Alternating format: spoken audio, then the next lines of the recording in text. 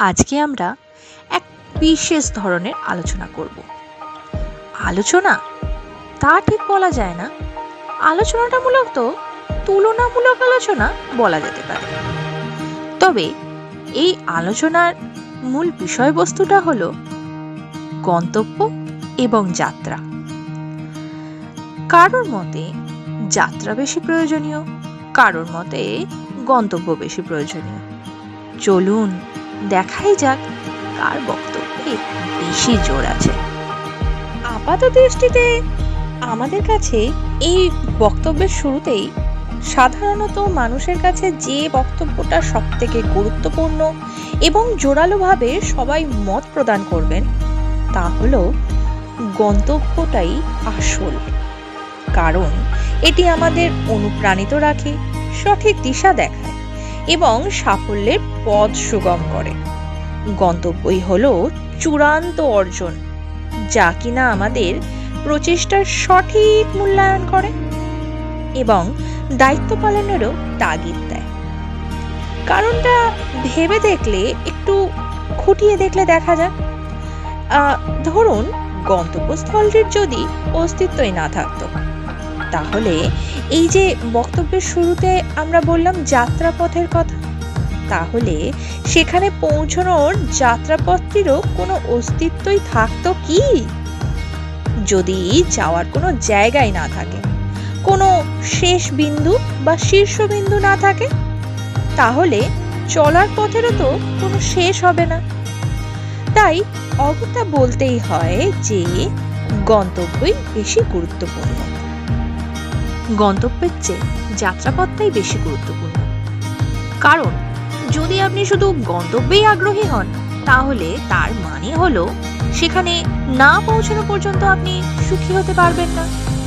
এর অর্থ হলো সেটি অর্জন না করলে আপনি নিজেকেও যথেষ্ট যোগ্য মনে করবেন না।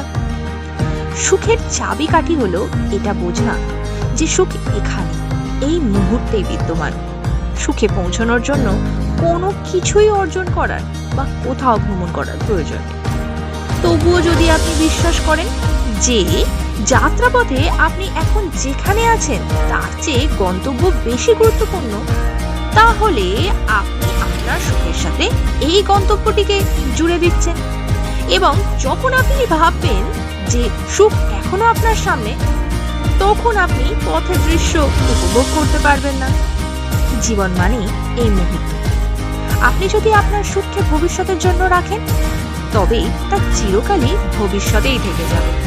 কারণ ভবিষ্যৎ কখনোই আসে না, এই মুহূর্তেই সবকিছু। এমনকি এই গন্তব্যে পৌঁছানোর পরেও এর রেশ কেটে যাবে বা কেটে যেতেও বেশি সময়ও হয়তো লাগবে না। এবং আপনাকে আবার পরবর্তী ভ্রমণের পরিকল্পনা শুরু করতে হবে। সেই ইঁদুর দৌড়ে ফিরে যেতে হবে। যাত্রা পথটাই বেশি গুরুত্বপূর্ণ। তাই সুখী হওয়ার জন্য কোনো কিছুরই আকাঙ্ক্ষা করা উচিত নয়। আপনি এখানে এই মুহূর্তেই সুখী, ঠিক যেমন আপনি আছেন। এটাই হলো যাত্রাপথ উপভোগ করা। ডিয়ার আত্মা, এটা দেখতে খুবই সুন্দর যে আমরা মাঝে মাঝেই নিজেদেরকে গন্তব্য, পথ, যাত্রা, এমনকি নিয়তি সম্পর্কেও প্রশ্ন করতে দেখি। এটি কত সূক্ষ্মভাবে দেখায় যে প্রতিটি আত্মারই নিজস্ব এক অনন্য গল্প আছে, যা উন্মোচিত হতে চায়। গন্তব্য এবং নিয়তি শব্দ দুটি বেশ একই রকম কিনা? সাধারণত বলা হয় যে পথটি বেশি গুরুত্বপূর্ণ।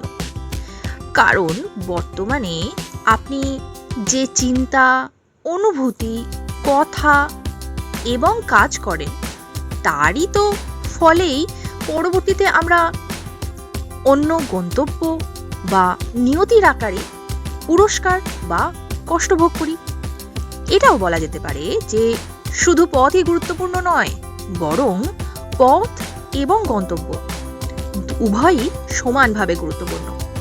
এমনকি যখন আমরা গন্তব্যে পৌঁছাই বা যখন আমাদের সামনে নিয়তি উপস্থিত হয়, তখনও আমরা কিভাবে তার মোকাবিলা করি তা অত্যন্ত গুরুত্বপূর্ণ, কারণ সেই মুহূর্তেই আমাদের মনোভাব এবং কাজই নির্ধারণ করবে আমাদের ভবিষ্যৎ কতটা আশীর্বাদপূর্ণ ও আনন্দময় হবে। তাই ঐশ্বরিক চিন্তা, নম্র কথা এবং মহৎ কাজের শক্তিশালী মনোভাব গ্রহণ করা এবং নিজেদের জন্য একের পর এক সুন্দর গন্তব্য তৈরি করে যাওয়া অত্যন্ত জরুরি।